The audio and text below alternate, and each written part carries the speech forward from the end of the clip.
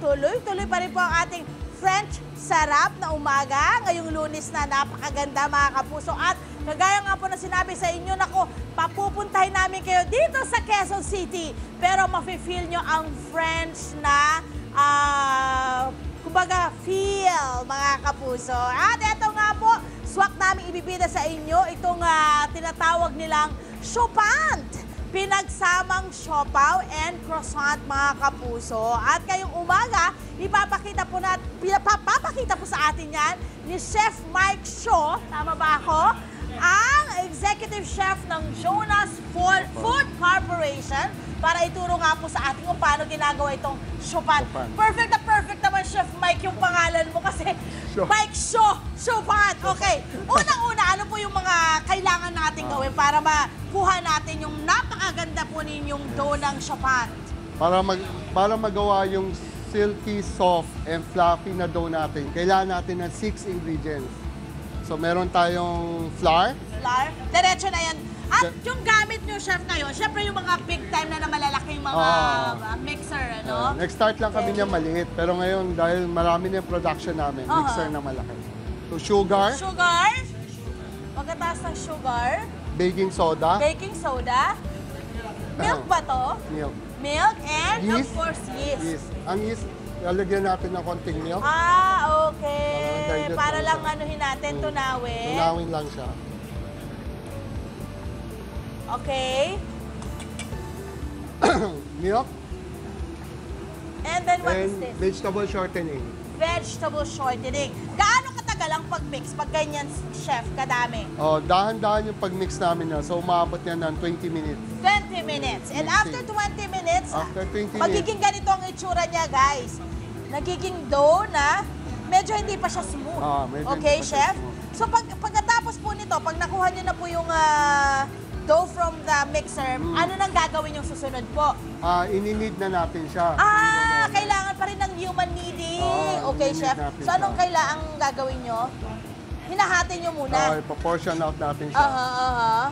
Ang lambot niya, at saka ang bango niya, chef, ha? Ayun, yun ang kagandahan nito. Okay. Kasi gatas yung gamit natin. Correct, kaya siya malambot. True. Yun talaga ang nagpapalambot. Sa mga nagtatanong, bakit malambot? Nako, kung purong gatas ang ilalagay nyo, walang tubig, lalambot ang inyong. Yun nga lang, mas medyo pricey ng konti yung inyong Pero at least makukuha mo. Okay, pag na-knead nyo na, gaano katagal ang pag-knead, chef?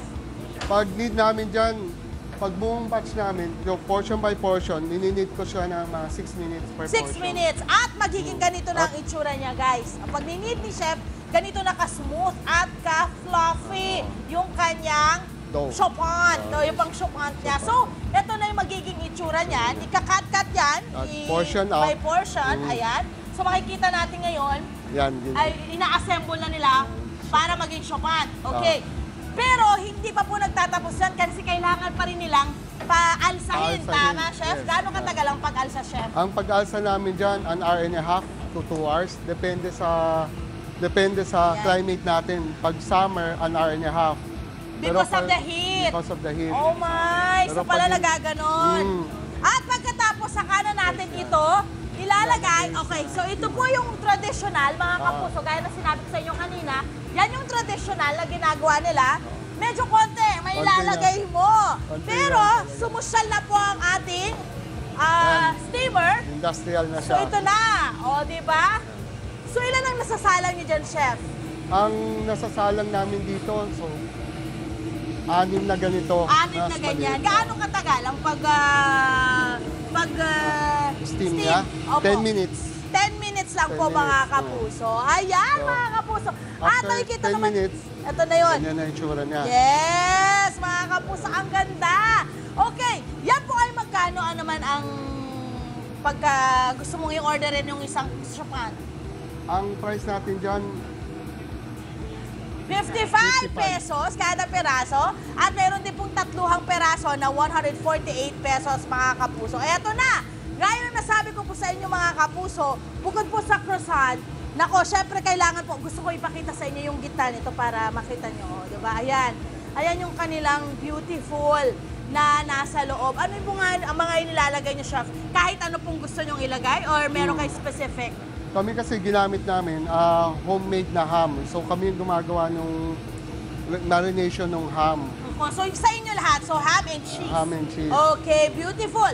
Okay, syempre pa mga kapuso, ang croissant or chopant ay hindi magiging perfect. O, diba? Perfect na siya as it is. But, kailangan pa rin yan ng kapartner. At yan po ay ang mainit na mami mga kapuso. At ito ang maganda rito sa ating pinuntahan dahil do-it-yourself toppings mo tayo mga kapuso. So makikita natin ang iba't ibang toppings dito.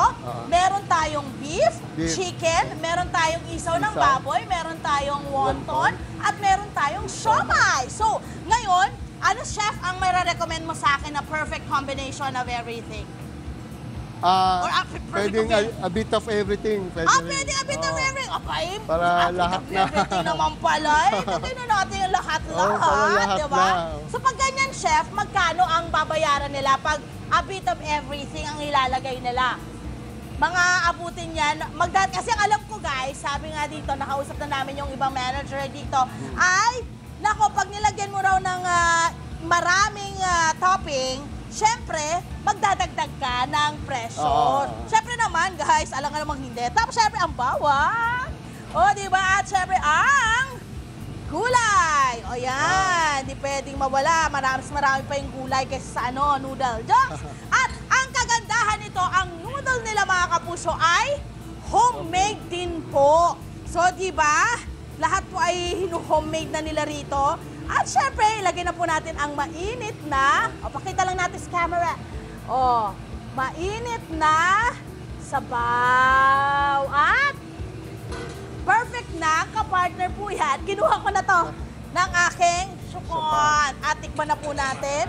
Unahin na natin ang ating chopant. Ito talaga naman yung ating dinayo rito.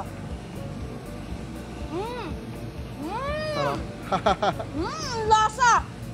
Ang lasa nga ng ham nyo. Saka hindi sa yung tipong parang papel lang yung lasa. Saka yung dough niya, malambot talaga. At yung dough, sobrang lambot. Syempre pa, higo pa na natin ng mainit na sabaw. Oh my gosh! Pasensya na kayo! Ubusin ko muna ito mga kapuso. Meron tumutong pa rin ho kayo para sa isang social at chopant the morning with, of course, matching mommy na mainit. Dito lang po yan sa inyong Pambansang Morning Show, ang unang hirit. Thank you, Chef! I love it!